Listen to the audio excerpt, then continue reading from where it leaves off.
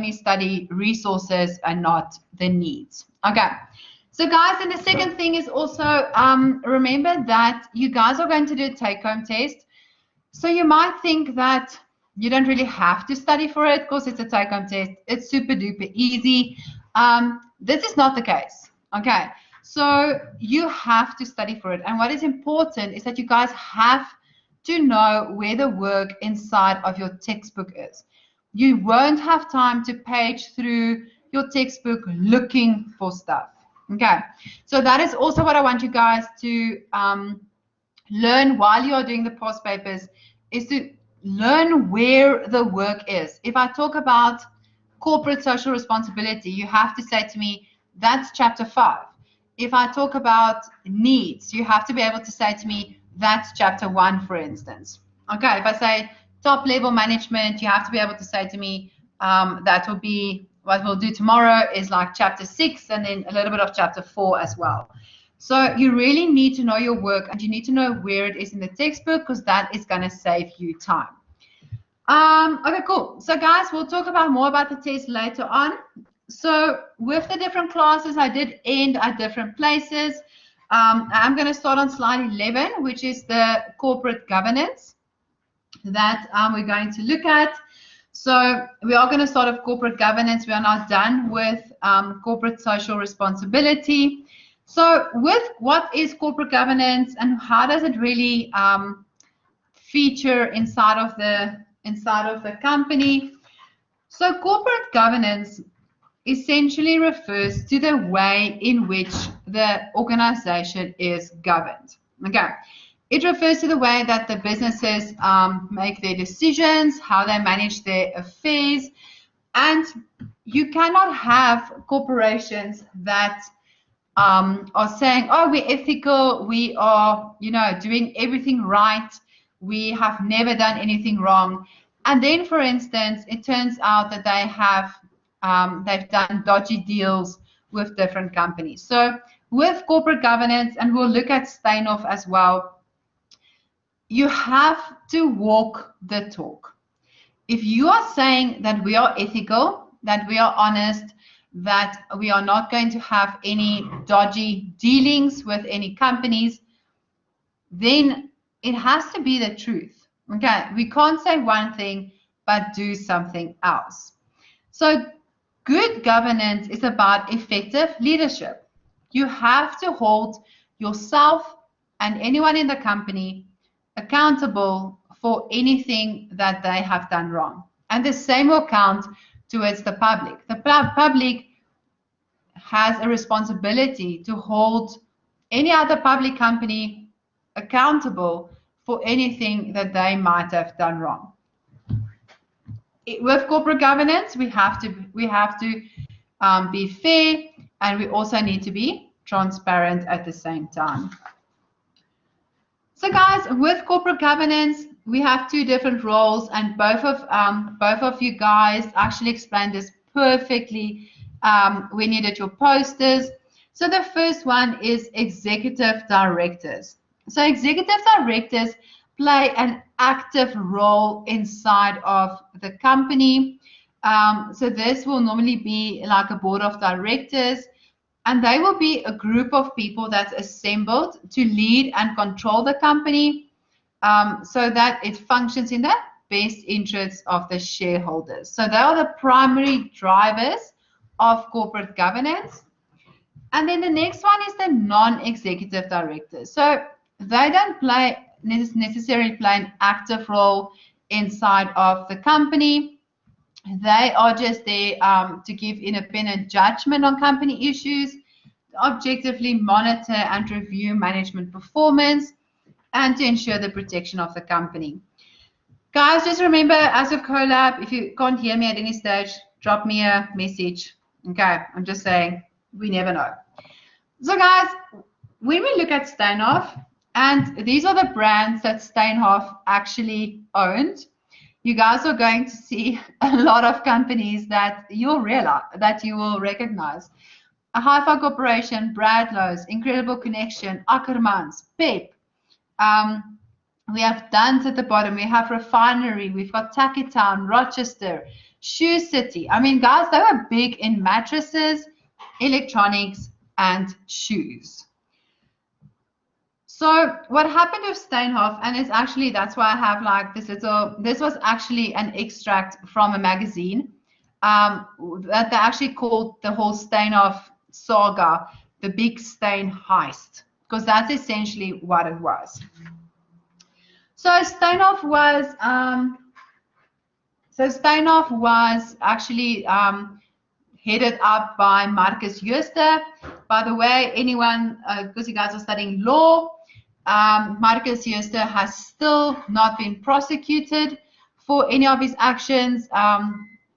Two reasons. The one is he's refusing to give up any info. He's refusing to admit to any wrongdoing. And then the second reason, I think the majority, although the biggest reason why he hasn't been prosecuted yet is because they are still investigating this matter, and just because it was just so much money that was essentially stolen or misreported. So this happened, and guys, it feels, honestly for me, it feels like yesterday. It was in December 2017 that they literally lost 98% of their share price in one day. Okay, so what initially happened, Deloitte refused to sign off their books. They then went to PricewaterhouseCoopers to relook at the books. I think Deloitte, if I remember correctly, Deloitte still referred it to PricewaterhouseCoopers, and they then recorded that there has been irregular transactions worth 6.5 billion euros, guys, not rand, euros. And this was over a period of 8 years. So what I like about this this article is they said that investigators found that a small group of Steinhoff executives and individuals, led by an identified senior management executive. So now you're thinking, who might the senior management executive be? Substantially inflated the group's profit and asset values. It wiped out shareholders' equity. I mean, guys, there were old people that actually invested their money in Steinhoff that have lost all their money. Chris de Vise, who you guys will remember from ShopRite. So Chris de Vise also invested in Steinhoff, and he lost about 5.7 billion rand in the whole Steinhoff saga. So Chris de Vise on his own is also now suing Steinhoff to try and get some of his money back. Okay, so guys, this is an excellent example of bad corporate governance. For so long, Steinhoff was the company to go to. They were the cash cow, the golden child that everyone wanted to invest in. I actually spoke to a financial advisor, I think it was like early 2018, if I remember correctly, and he actually said that, I think it was around beginning of 2017, if I remember correctly, around there, they actually wanted to expand the amount of stocks or shares that they had in Steinhoff. And Steinhoff was so impressed with the fact that they wanted to increase the amount of shares that they buy in Steinhoff. They actually paid a company to forge their books so that it looks like they're doing very well. And then after that, luckily, this company decided not to increase the amount of stocks inside of Steinhoff. And literally, after they made that decision, this news broke. Okay, so like I said, they were really the golden child of the JSE. Everyone wanted to invest in Steinhoff. So guys, if we continue with corporate governance, the next thing that we're going to look at is corporate governance and complying with the law. So essentially, complying with the law is corporate governance, because if you're not properly managing your company, it essentially means that you're doing something illegally. Okay, if you are making dealings with that are, you know, not 100% correct. You are, giving some money under the table. One of the students asked me this morning if I ever paid, how did I say it? If I ever paid a cool drink. Okay, obviously I didn't know what that meant. And it essentially means, have you ever bribed a traffic officer? Okay, so you need to be answerable and accountable to the company stakeholders. And that is why when we spoke about the different companies, like especially public companies, that's why public companies are regulated so strictly, because they deal with the public's money. Remember, we buy shares in public companies, and we are allowed to keep them accountable if they do something wrong.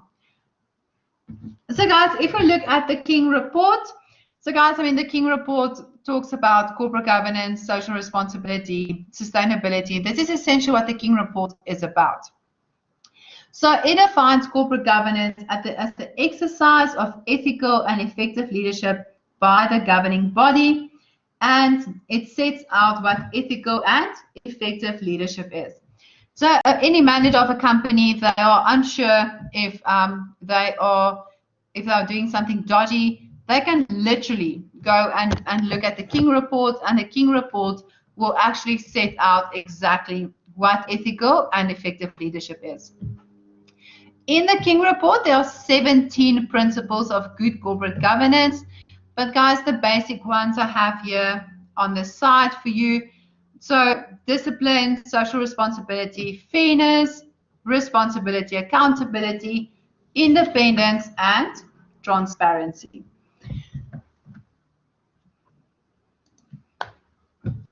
But how does corporate governance relate to social responsibility?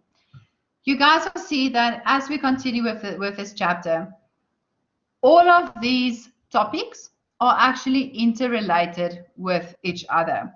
So social responsibility is actually an aspect of good corporate governance, because not only are we holding ourselves as a company accountable for how we govern the company, but we also hold ourselves accountable how we use our resources, what we do, for instance, for the community, for society, how we assist our employees, for instance, that are maybe struggling. So the management that is responsible for implementing and managing the corporate social responsibility program have to ask questions like, and guys, corporate social responsibility is inside of your assignment. Okay, so just make a note. Okay, guys, we will talk about the assignment, but just make a note, social responsibility is inside of your assignment as well. So we have to ask, what is the aim of our business? And what are our core values? Who should have a say in how the company is run? So only managers, the public, stakeholders, who gets to have a say? Then what is the appropriate balance between our shareholders and our stakeholders? And how do we balance the triple bottom line? So guys, the problem that some companies can have with the triple bottom line is that they're just so focused on giving back to the community that they essentially spend all of their profit on giving back to the community, that if something happens to the company, they don't have any money left that will carry them over those hard times. So there needs to be a very delicate balance between my people, my profit, and my planet. When we decide on which policy to implement with regards to corporate governance, we can either have a value-based system or a stakeholder engagement process. The last one is a combination of the two. Sorry guys, I've been lecturing a lot today. Okay, so a value-based system is where we base our social responsibility policy on our own values. We base it on the vision, mission, values, and the guiding principles of the company. And this is a very proactive approach. So we say, who are we? What is important to us? And then we create our corporate policy. The stakeholder engagement process is where we go to our stakeholders and we say to them, what is important to you? What do you want us to consider as issues? What do you want us to focus our time and money on, for instance? But this is a very reactive approach because we are going to our stakeholders to ask them what they want, and we're essentially moving backwards. So we're going outside of the organization, and then we're coming back towards the organization to now develop the policy. The last one is a combination of the two. So this is where we look at our values, what is important to us, but we also go to our stakeholders and ask them what is important to you. And guys, to be honest with you, 95% of the time, what is important to the company, what is important to the stakeholders will be the same things. Okay. Think of honesty, think of integrity, think of being responsible, giving back to the environment. You can even have employment equity, for instance. Okay, so generally, everyone will kind of agree on what they think needs to be included inside of the corporate policy. Guys, the next one we are looking at, and happiness to the team that got sustainable development, because it's the shortest part of the chapter, actually. So with sustainable development is about using the resources that's available to us for our needs without compromising the ability of future generations to also use the same resources. And guys, if we use something simple as coal, for instance, we use coal every day for our electricity generation, but experts have warned and said the coal is eventually going to run out. We do not have enough coal until the end of days. Okay, it is eventually going to run out. Coal is clearly a limited resource. So we have to look at other sources of electricity so that we can actually assist future generations to also have electricity.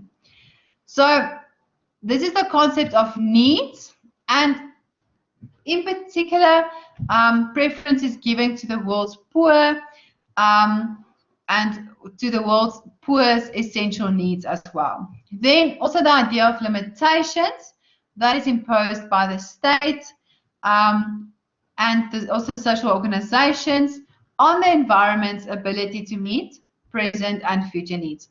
So guys, what the state has essentially done is they have imposed limitations on how much water you can use, how much electricity you can use. Guys, I mean, we can just go back to load shedding. Okay, let's hope that we do not get load shedding soon. But let's go back to load shedding. You guys will remember those little adverts that will come up on the screen during your favorite TV show at like 6:30, and they'll say that the electricity grid is under pressure. Please reduce the amount of electricity that you are using. So they essentially limit the amount of electricity that we are using, and that's why they are load shedding. They're saying that we cannot generate enough electricity to satisfy everyone's needs. So now we are limiting the amount you are using by only giving electricity to certain parts at certain times. So sustainable development highlights sustainability as the idea of environmental, economic, social progress and equity. Okay, but we need to use it within limits of the natural resources that are currently available. Guys, then how does social responsibility contribute to sustainable development?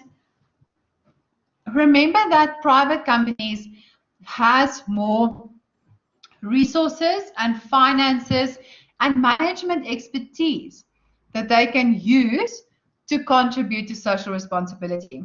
So guys, if I use an example, Elon Musk I think it was about 2 weeks ago, launched a new competition where if you could develop a system, essentially, yeah, like a system that could remove the CO2 from the air. He has 3 prizes. The first prize is $100 million. So, I mean, if you guys have ever been into, you know, CO2 and sustainable development and developing cool technology, now is your chance. Okay. But you guys need to remember to share, because I did tell you guys about it. Okay, 1%, even just 1%, we will talk. Okay, we'll talk about my share of the profits. So the private sector has these resources that they can use to develop other forms of like electricity generation or water cleaning, or how to use the resources that we have available so much better. Reintroducing, organizing our supply chains. I read about, there's an article on Checkers where I think it's just Checkers that are now, their trucks are essentially becoming green. So they are testing the route between Pretoria, Johannesburg, and Durban. They are testing that route to have trucks that actually use electricity, not just diesel or petrol. So they're trying to see if they're actually calling it the green route, to have their trucks become more green, okay, environmentally green.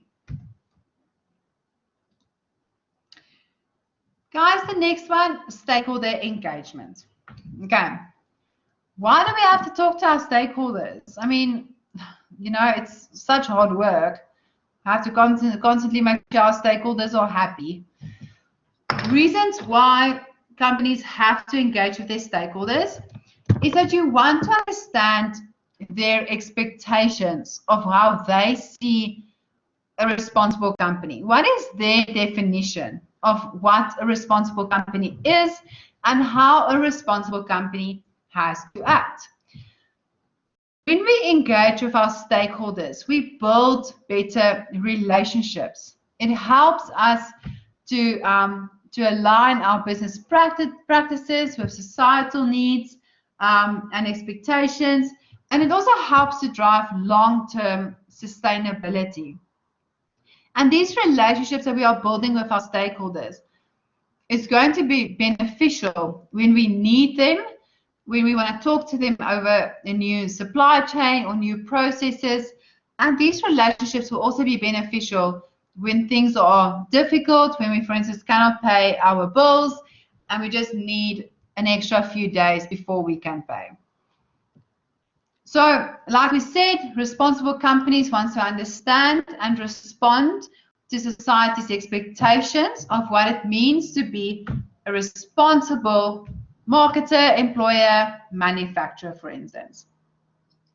So it's about building relationships with our stakeholders. And guys, remember, your stakeholders are anyone, okay?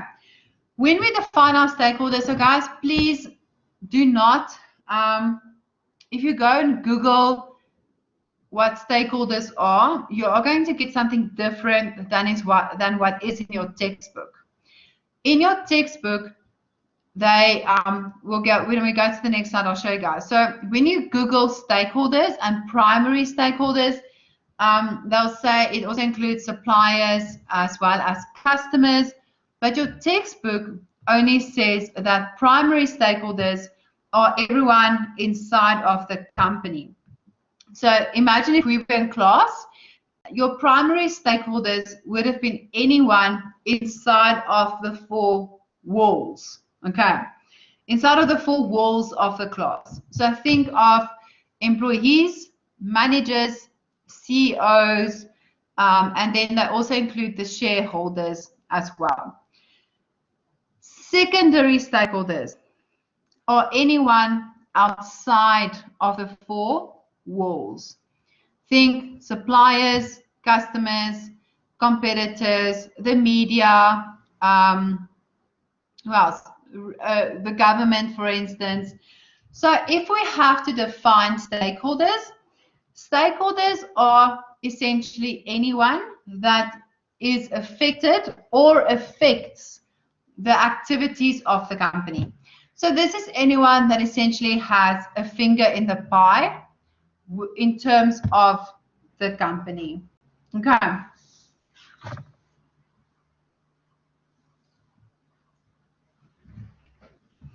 So guys, the next thing we're going to look at now that we've defined stakeholders is that we have to define engagement. What does it mean to engage with someone? So this is really, like your textbook says, a multifaceted process between corporations and stakeholders. And this is not a one-time deal. We do not only talk to our stakeholders once and then we ignore them.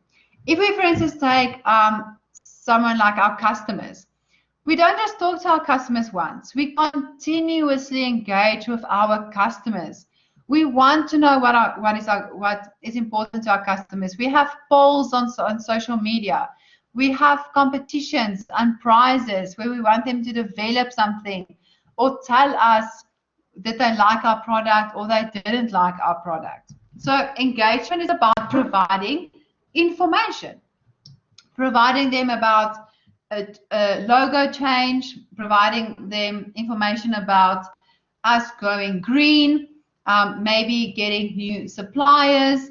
What happened this week is that Clicks actually bought the 25 Pick and Pay pharmacies. Guys, just like between you and me, I've never seen a pharmacy inside of Pick and Pay. Okay, I don't have an opinion on Pick and Pay. I'm just saying, like, apparently it's at the hypermarket. Someone said to me that the hypermarkets, but even when I asked the students, they were like, no. I don't know if you guys can remember, if you specifically remember a store where there's a pharmacy inside of Pick and Pay. But anyway, there's only 25 Pick and Pays that has pharmacies inside of them. And Clicks have now bought these 25 pharmacies. Fairy Glen Hypermarket. That's the only one I could think of. Was also there in Atterbury, that hypermarket. So yeah, but like someone said, that it is only apparently the hypermarket that has the pharmacies, not the smaller Pick and Pays. Then we need to build capacity so that we can equip our communities and stakeholders to be able to effectively engage with them. And that's what I said, is that there needs to be a continuous engagement. Imagine you don't hear from your company like Stork or Rama for a year, and all of a sudden Stork is like, hi guys, how are you? Sorry, we didn't have any specials or adverts. We're back. Okay, it's going to be weird. Remember that any company that is selling something wants you to keep them in your mind. That moment that they stop engaging with you, someone else is going to fill that space in your mind. And it's going to be very hard to convince you to go back to the first product if you have already switched to another product. Okay. Then they have to listen and respond to the concerns that the community and the stakeholders have. They have to include the community and the stakeholders in their decision-making processes. You guys know that, for instance, I know that trying to think which government department it is. I want to say social development, but I think I'm going to be wrong. They have now employed Cuban engineers to come and work in South Africa. And a lot of people are saying, but we have our own very, very competent engineers and very, very competent engineering companies. So even the government has to engage with the community and with their stakeholders. That is why every time the government makes a big decision, they always have public meetings where you as the community can go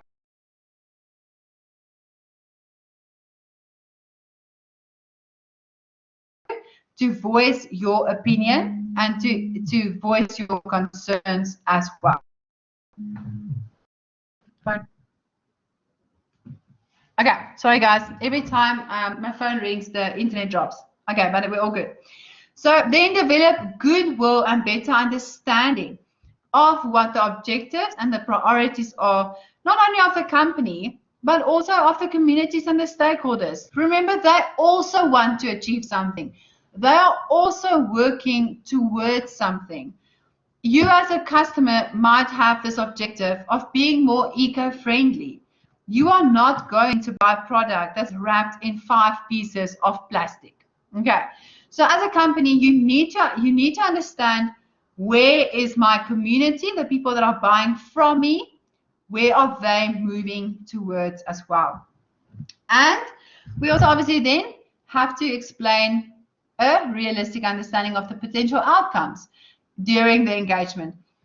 Guys, remember, if you engage with your customers or with your suppliers, as much as there might be things bothering them, remember that you don't just have one customer, you have 10 or 20,000 customers. Imagine all of them wanted you to change something else, something different. So you need to manage that understanding that I'm listening to what you are saying, I'm making a note, but it might not necessarily change right now. It might be something that we can keep in mind, that we can work towards. If you think, for instance, of being environmentally friendly, imagine Checkers today have to go and change all of their packaging to be recyclable. It's just not going to happen. They have to go back to their suppliers. Their suppliers have to go back to their suppliers. It's not going to happen. It's just not realistic. So guys, then the next thing is the principles for stakeholder engagement. So what does companies need to focus on? First one, health and safety. You need to have health and safety inside of your company, but also in the products that you sell. There needs to be integrity, collaboration, accountability, innovation, and care and respect. Mutual, guys. This goes. The company needs to have mutual, all of these, how can I say, mutual respect or accountability or integrity towards the stakeholders in the community, and the stakeholders and the community needs to have mutual respect, accountability towards the company as well. So we essentially have to hold both sides accountable. It's not a one-way street with accountability and with engagement. Engagement is a two-way street.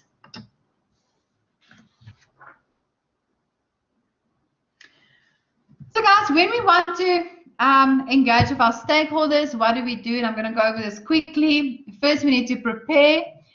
We need to understand what issues we want and which stakeholders we want to include. So what specific issues would we like to talk about? Then we need to plan. So we need to set our objectives. What do we want to achieve? Design. So we need to develop an engagement plan. We need to then engage, evaluate, and apply. So whatever information we receive back from our stakeholders, we then have to apply that information and integrate that into our company.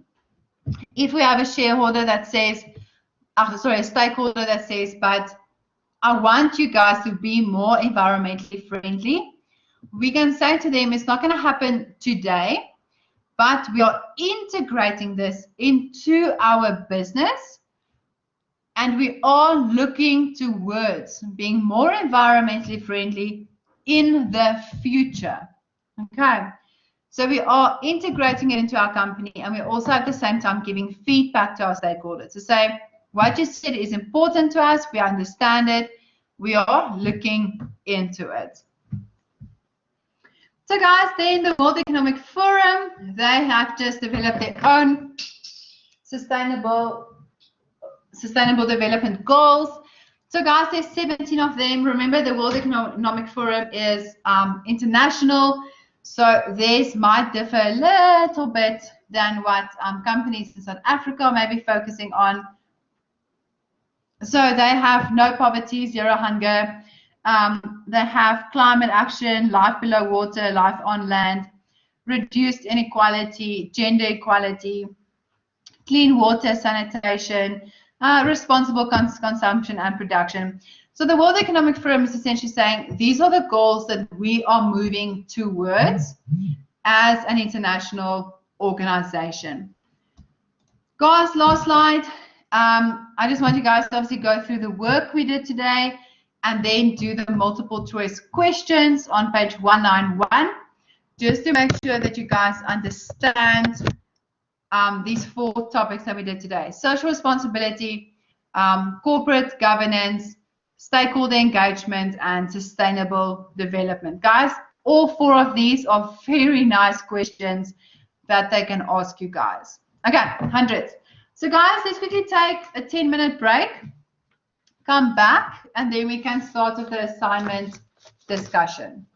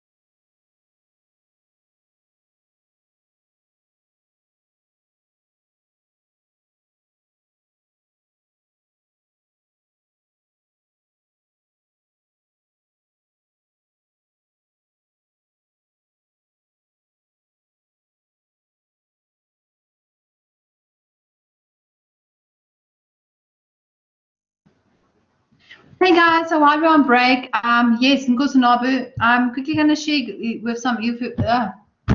Sorry guys, I need to learn on to finish my sentences properly. Okay, so I'm going to share some websites that I use when I do my assignments with regards to Harvard, or when I was still using Harvard. Obviously, guys, remember, and I'm going to say this 100 times, I'll even show you guys on the assignment. I wrote it down 100 times. You are only going to use Harvard for your referencing. Although you guys are studying LLB and you're studying law, this is not a law module. It is a business management module. With all your other modules, you guys will use the LLB referencing guide that has footnotes. Harvard does not have footnotes. It's in text referencing. If you're missing what I'm saying now, don't worry. I will say it to you guys again. So I'm just going to give you guys some websites that I'm normally using. So guys, obviously you can use the IE Harvard guide as well. It's also very detailed, but yeah, I mean, I don't use the IE one. I just normally have my own. So if you just want to use something else, you guys are more than welcome to use some of these websites that I use. I'll just quickly get you guys the other one that I also use. I'm just looking for it. And then I'll share that one with you guys as well.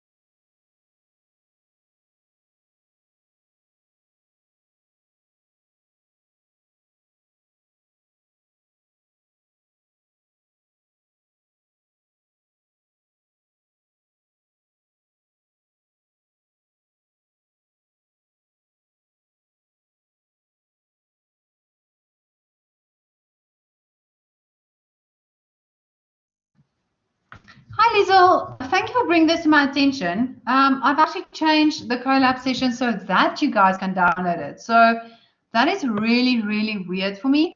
I'm actually looking at it now, and it says here that it allows recording downloads.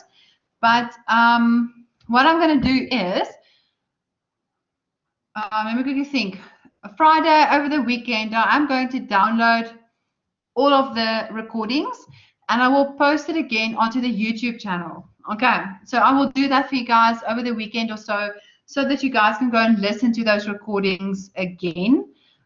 It is so weird. I actually don't understand that because I actually double check to make sure that you guys can download it, and yeah, it says that you guys actually can download it. But anyway, I will download it. I'll post it onto the YouTube channel. Let's say by the end of the weekend or so, I will do that for you guys so that you can just go and attend or listen to the collab sessions there. Guys, also remember, I do lecture this model to other groups as well. So you're welcome to listen to their sessions as well. Sometimes I'll say something in the one class, not in the other class. Obviously, it just depends on how the classes go. So, yeah, you guys are obviously welcome to listen to their sessions as well. So, guys, I'm really going to stop sharing the slide so that I can share the assignment. I hope that you guys have the assignment open on your side. Let me just quickly open it on my side.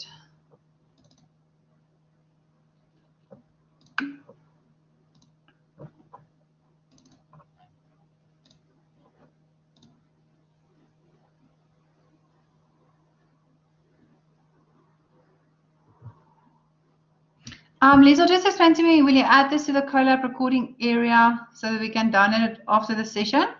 Just explain that part to me quickly, please. I just want to make sure that I understand you correctly. Hi, ma'am. I'm sorry. Yeah, what I mean is this session after we're finished, will you be adding that to the collab recordings in order to download it, or will you leave this and add this one to the YouTube channel as well? Okay, so what I'm going to do, so we're actually still busy recording, so this is going to be one recording.